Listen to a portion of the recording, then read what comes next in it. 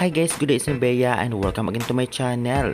Ngayon nga po ibigay po natin ang game schedule na nagaganap ngayon sa AVC 22nd Asian Women's Volleyball Championship 2023 na ginaganap ngayon sa Thailand. At ang game schedule nga ay ngayong araw, August 31, 2023. Kaya bago po natin ibigay ang game schedule ay huwag niyo kalimutan mag-like, comment, and subscribe and pa-hit ang notification bell para lagi po kayong updated sa aking mga bagong gawang video about sa volleyball dito sa Pilipinas.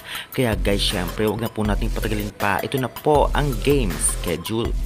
August 31, 2023, first game Mongolia versus Australia, Philippine time 1 p.m. Ganoon din po ang Kazakhstan versus Hong Kong 1 p.m. Philippines versus China 4 p.m. India versus Iran 4 p.m.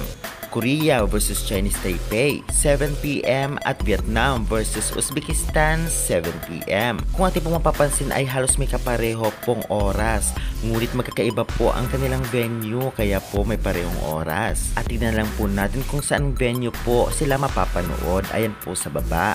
Kaya guys, ibigay po natin ang game schedule ngayong August 31, 2023 sa AVC 22nd Asian Women's Volleyball Championship. Kaya good luck na lamang sa mga maglalaro ngayon, especially sa Team Philippines and yung Lady Bulldogs na talagang makakatapat ang isa sa pinakamagaling na team ngayon sa AVC na ang China. Sa oras ng 4 p.m. ay talaga namang inaabang ng lahat kung kayanin kaya ng Team Philippines ang napakalakas na team na ito.